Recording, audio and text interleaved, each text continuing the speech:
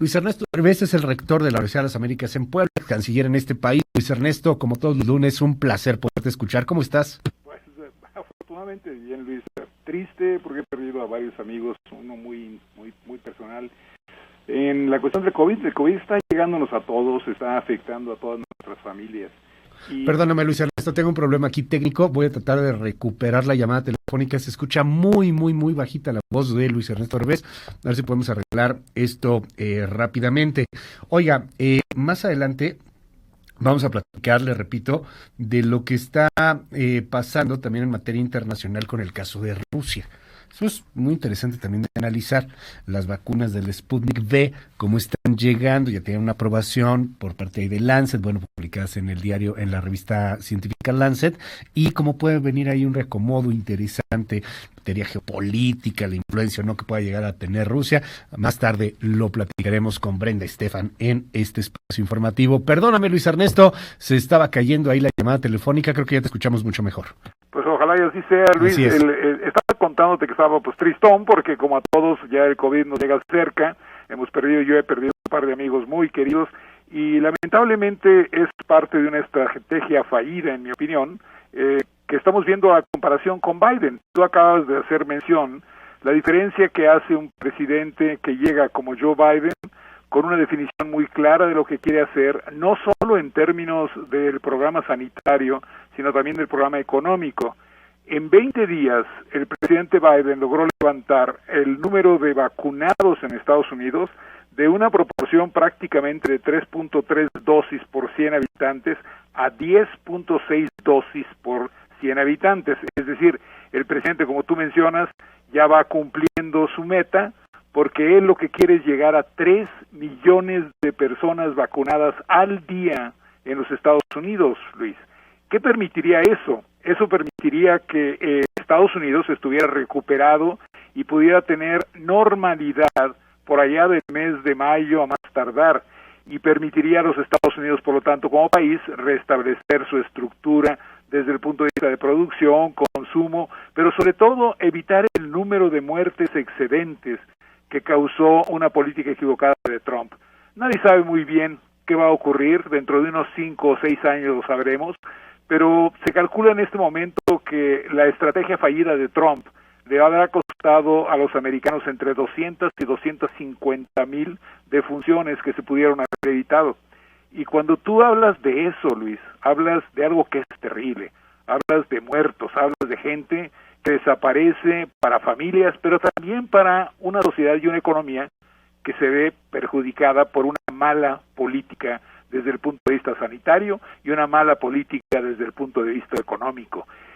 Estados Unidos nos está dando el ejemplo, Luis. Deja claro que se puede corregir, deja claro también que si lo haces rápido, y que si empiezas a usar las cadenas de distribución que existen ya en tu país, puedes tener un programa de vacunación muy rápido, muy fuerte. Mira, México ha comprometido, me refiero a comprometido porque todavía no lo recibe, pero ha comprometido en este momento 224 millones de dosis.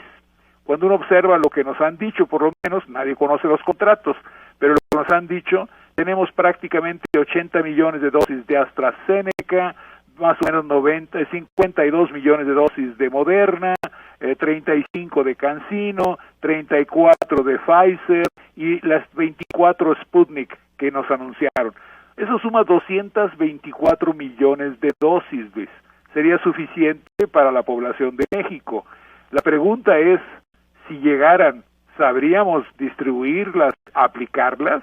Porque mira, lo que ha pasado hasta el día de hoy es que el sistema de distribución y de registro es pésimo, mal hecho, mal definido y sin ninguna idea de cómo se van a aplicar las vacunas. Ve la diferencia. En Estados Unidos, el presidente Biden llega y dice, como ya yo no puedo como gobierno centralizarlo, paso a los estados la responsabilidad de que se haga la vacunación allá. Y como no estamos teniendo la velocidad que yo quiero, permito que las cadenas farmacéuticas que existen en Estados Unidos, que son puntos prácticamente hoy de aplicación de vacuna, se conviertan en eso, puntos de aplicación de vacuna. Una vez que se termine el convenio con las famosas cadenas de farmacias como la CVS, Walgreens, todas las que muchos mexicanos conocemos por haber estado en Estados Unidos, el gobierno de Estados Unidos va a tener cerca de 80,000 puntos de distribución y aplicación de vacunas en el país, Luis. Y esto es lo que tenemos que pensar en México. En México lo que tenemos que pensar es que nuestro plan no está resultando, que para registrarme yo, que tengo más de 60 años y me busqué registrarme, me tardé 5 días teniendo todo el equipo necesario y finalmente pude hacer mi registro, pero ahora tengo un registro que no sé para qué me sirve, porque alguien me va a hablar en algún momento para decirme en dónde y cómo me van a vacunar, cuando podríamos tener estructuras de distribución como las que acaba de definir el presidente Biden en Estados Unidos. Y si tú ves la parte económica, Luis, el presidente Biden acaba de poner un programa de 1.9 billones de dólares. Este va a ser un impulso tremendo a la economía americana.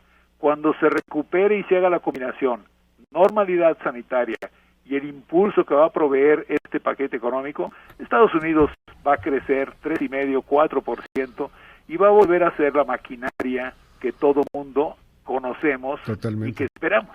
Oye, pero es que es muy triste porque en este país pues la opción para vacunarte es irte a Estados Unidos. O sea, quien tiene el dinero, quien tiene el poder, quien tiene la posibilidad y también las condiciones, pues va y se vacuna ya. O sea, muchos estados no piden tampoco como que una residencia, o sea, sí es como un requisito, pero realmente no. Se están organizando viajes para irse a Estados Unidos, en vuelos privados, etcétera. O sea, si hay la lana, mejor irse a vacunar a Estados Unidos. Pues qué triste. O sea, porque aquí entonces no se supone que primero los pobres, no se supone que primero los más necesitados. Y la otra cosa, Luis, piensa lo que acaba de decir el señor presidente. Dio las gracias de su tratamiento. Dijo que era, básicamente así lo entendí yo, un tratamiento experimental. Pero si todo eso es cierto, es muy caro el tratamiento. Y entonces la pregunta más importante es, ¿no es esto un reflejo de toda la política? Por supuesto, porque el presidente se pudo haber usado cubreboca para evitar contagiarse, el presidente también, ¿sí?, pudo haberse vacunado, haber sido de los primeros como correspondía, como lo hizo el presidente Biden, para demostración además de que la vacuna no te causa daño. Y si lo hubiera hecho, no hubiera tenido ni que pasar prácticamente 2 semanas y media fuera de circulación y aparte haber tenido que usar un tratamiento que yo creo que él lo puede obtener, pero yo dudo que tú y yo o cualquier otro mexicano lo podamos conseguir porque debe ser sumamente caro también. Entonces, esto manda un mensaje que es muy claro. La política sanitaria de México, la política económica que se ha aplicado, incluyendo lo que vimos en la persona del señor presidente, está mal y por lo mismo debería modificarse. Bueno, ya regresó el señor presidente de su convalecencia y creo que los mexicanos nos alegramos de ello. Y ahora la gran pregunta es, señor presidente, ¿va a cambiar usted la política de salud sanitaria, dado que ya vio usted el impacto que sí causa esta enfermedad, o no la va a cambiar, Luis? Pues ojalá que se cambie, ojalá que cambiemos también los datos, porque, a ver, tengo aquí Our Rolling Data, que más o menos nos va dando ahí un aprox de cómo vamos en comparación con el mundo. En el caso de la COVID-19, en las vacunas, o sea, Estados Unidos está ya superando los 40 millones de vacunados, 41 millones, me está marcando aquí hasta el día de ayer. En México vamos apenas en 710,000, rozando los 800,000, pero es que, Luis Ernesto, es como que no hemos entendido nada, porque las pruebas estamos igual, o sea, en las pruebas apenas vamos 4 millones de pruebas, seguramente ya son más, pero porque quien tiene la lana para hacerse la prueba va y se la hace. Y muchas de esas pruebas ya no terminan por ser registradas en el sistema de salud porque ya hay un verdadero desgarriate en el registro, en el control, porque no hay un sistema, no hay un sentido. Hay 12 mirones cuando te van a poner una vacuna, hay siervos de la nación. Yo no he escuchado de los Nation Servants o algo por el estilo en Estados Unidos, o sea, Híjole, esto se está haciendo tan político y lo peor, tan politiquero, Luis Ernesto. Y por eso, Luis, cuando vemos lo que le ocurrió al presidente, yo creo que ahí decimos, mira, en la figura del presidente se da todos los errores de la política de salud que ha llevado a cabo el gobierno en este momento, porque el presidente ni debió contagiarse y desde el punto de vista de haber tenido la vacuna, debió haber sido el primero en haber sido vacunado. Por no hacerlo como debe ser en la lógica de que es el primer ejecutivo de la nación, y la persona que más importa, con todo respeto, porque sí lo es el señor presidente de la República, pues entonces, si a él mismo, ahora que ya le dio, ahora que ya pasó por la convalecencia, ahora que tuvo que tener un protocolo médico muy especial, si no se da cuenta el señor presidente que tiene que cambiar la política sanitaria en este país, pues entonces, Luis, creo que México va a sufrir y mucho, y vamos a desperdiciar una vez más un despegue fuerte de la economía americana que nos hubiera ayudado a crecer y a recuperarnos en este año. Mil gracias, Luis Ernesto Derbez, como siempre un gustazo poder saludar en este espacio. Un abrazo, Luis, a todo tu auditorio.